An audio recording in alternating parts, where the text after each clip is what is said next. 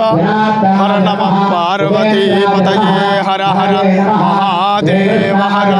శ్రీ జ్యోతిర్వాస్తు విద్యాపీఠం శివరాత్రి సందర్భంగా ఇంకొక మహా కార్యక్రమాన్ని ప్రారంభించి ఉన్నది. భస్మలింగార్చన. విభూతిర్భూతిర ఈశ్వర్యం. సాక్షాత్తు విభూతి ఈశ్వరునితో సమానం. ఈ శివరాత్రికి అత్యద్భుతమైనటువంటి విధానంలో 108 టన్నుల భస్మం చేత 20.6 అడుగుల ఎత్తు కలిగినటువంటి భస్మలింగం మన ముందు కనబడుతోంది. యావత్ ప్రపంచంలోనే మొట్టమొదటి భస్మలింగాన్ని రూపొందించింది శ్రీ జ్యోతిర్వాస్తు విద్యాపీఠం.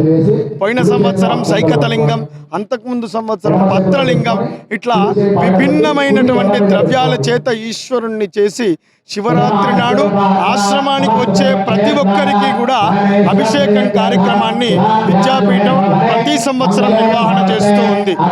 భూలోకే యాని పుష్పాని యాని పత్ర ఫలాని చ తస్మాత్ కోటి గుణం ప్రోక్తం విభూత్యా చాభిషేచనం అని శివపురాణంలో చెప్పడం జరిగి ఉన్నది.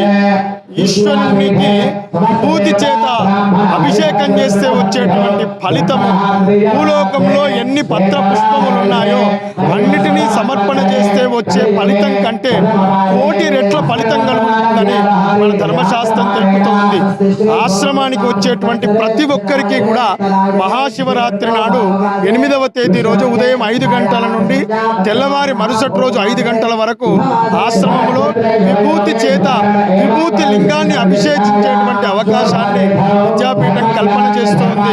ఈ 2 రోజులు 56 రకాల భస్మముల చేత ఈశ్వరునికి భక్తి శ్రద్ధలతో అర్చింపజేస్తుంది విద్యాపీఠం.